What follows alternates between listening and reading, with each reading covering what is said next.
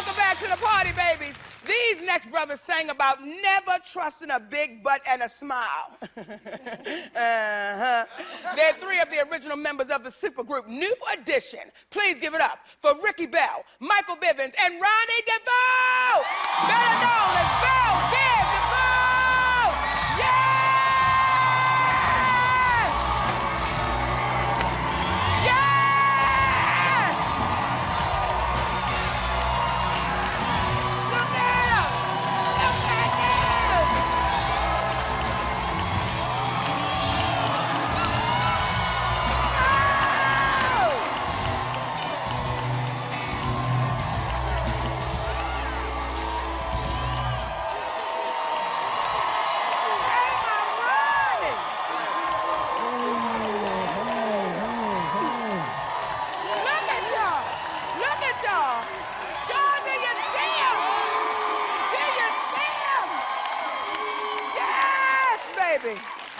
Yes! Thank you. The fire Thank you. is still so hot. Yes. How long have you brothers been in the game?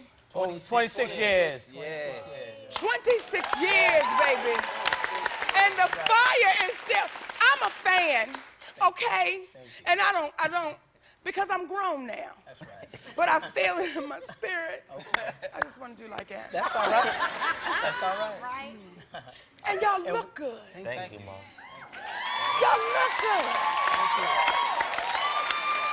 Like, it's like time stood still. Look at all of y'all. T-Boz, Ronnie, look at y'all.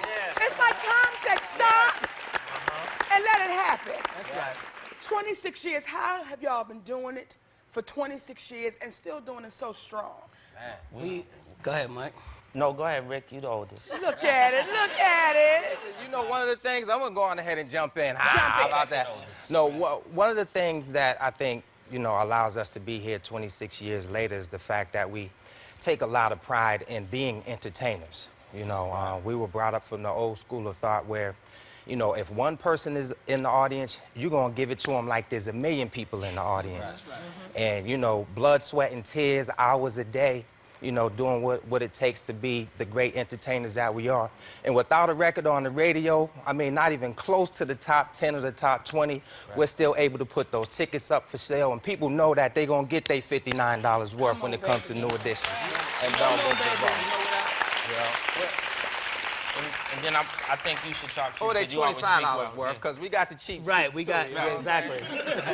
But I was gonna say, I think what makes it so special, Mo, is like, even when you look out at the show and everything, like this generation grew up with us. Yes. You know what I mean? We're like a group that, when buying an album was special. You know, you usually played it from the beginning to the end, and you know, in times it's so hard now. If somebody puts out a record now and it doesn't work, it's like they push them to the side. But these people probably got album covers and CDs and know the dance steps and the words, and it's like we're a generation group. Right.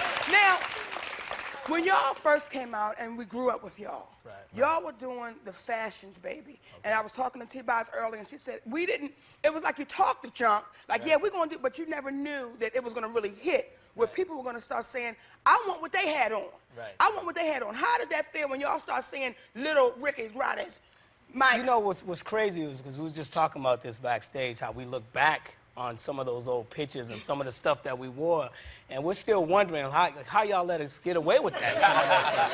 You know? I mean, there was times right before we went on stage where we just kind of just off the top of our head said, you know what, I'm just gonna wear one sneaker this color and another one that color, and we'll just see what happens, you know? And next time we come to town, everybody else is doing that. So it's like, when you're an artist, it's like basically anything you say, go.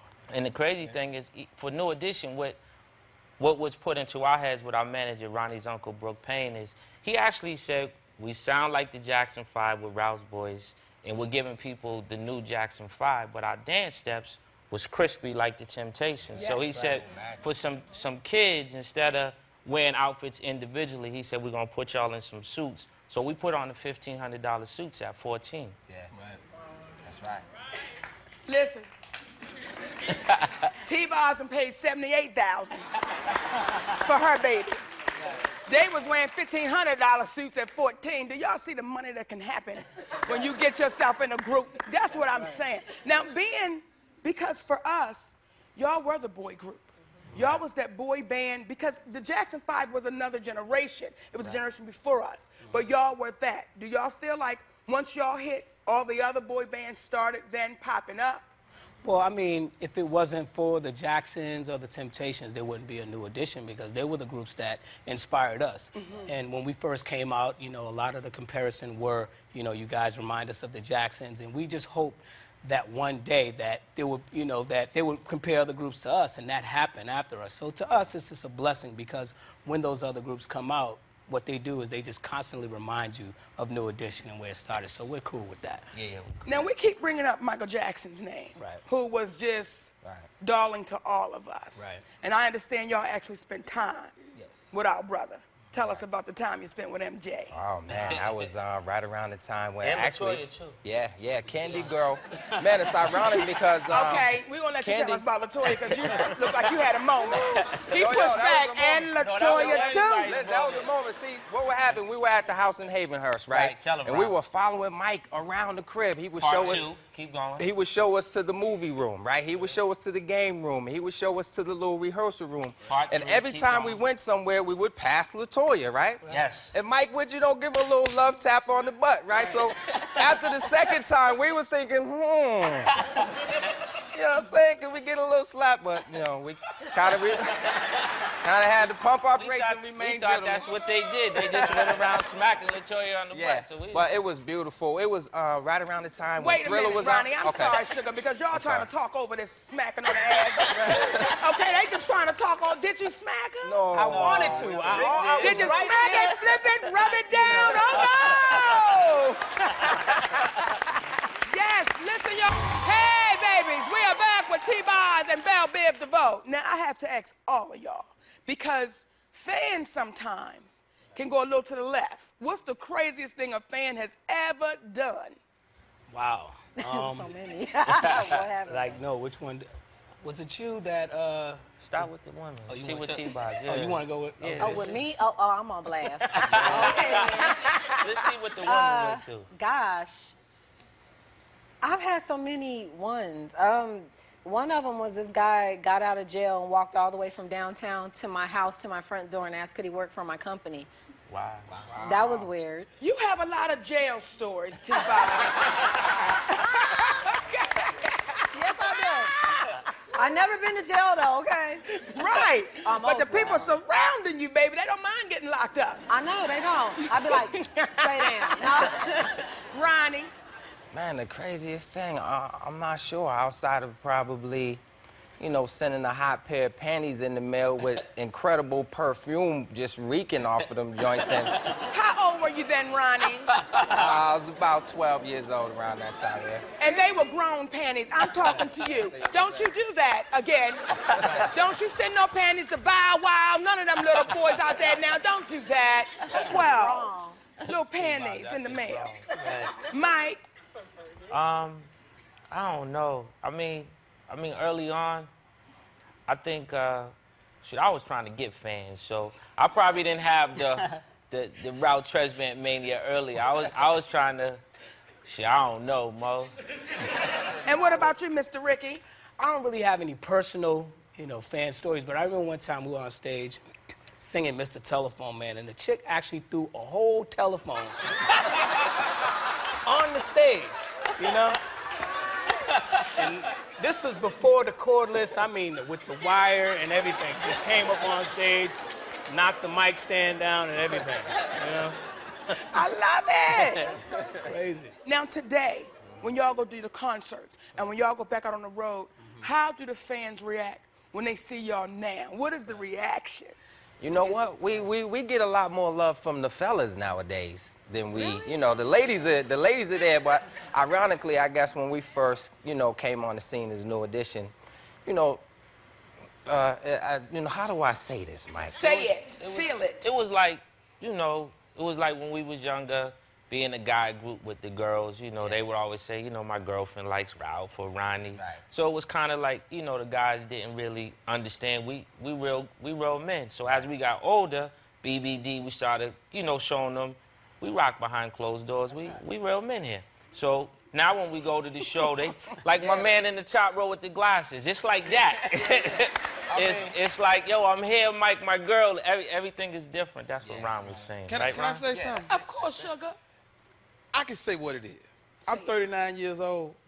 Dog. Y'all so cold. And what it was for me is that I felt like I look as good as they do. Yeah. See, I didn't want to go there with that word, you know, but... Yeah, so as a regular dude, and y'all was regular dudes, but y'all go hard 100% all the time, and that's what a real man's supposed to do. So y'all inspired me that way.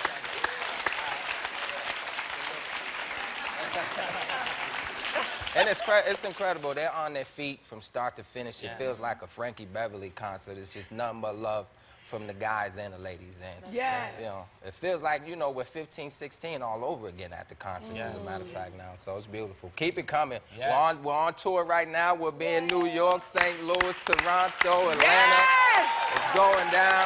Keeping it moving. Now, I have a question, and any one of the three of you can answer this, okay? Because there was a song, and I'm going to just quote the line, never trust a big button to smile. Why? Because as a guy, right, we're very visual. Yes. You know, we don't see... Yes, baby, the bubble. Right. You know, sometimes it's hard for us to see past the physical. Yes. You know? And if the big butt is there and she's giving you that energy with the smile, it's like we're already, you know, married, you know, everything. It's like that's all we need, you know? Yeah. But what we're really trying to say is like just look a little bit deeper, you know, than the big butt and the smile. Is that what that song meant? Yeah, that's what it meant. Because I damn sure didn't take that away from it. Did y'all take that away? We learn something new every day.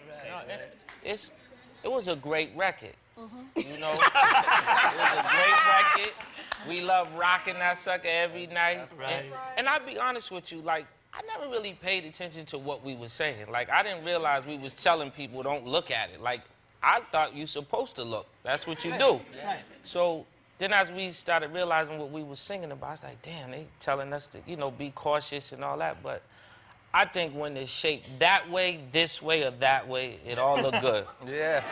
I got a question for you two guys. Is it different with groupies, when you have men groupies than women groupies for the guys? Very much so. How's it different? Because it's hard for women to get women to scream for us. And but we did because we were, okay, peekaboo. You know. Where you going? This is a problem. You know what? This is a problem. Got one right here. That's how that be. You look good. No. But I've got hit in the head a couple times, some car keys and yo. But I'm always getting the gangbang like, yo, throw that T-bone off the bus.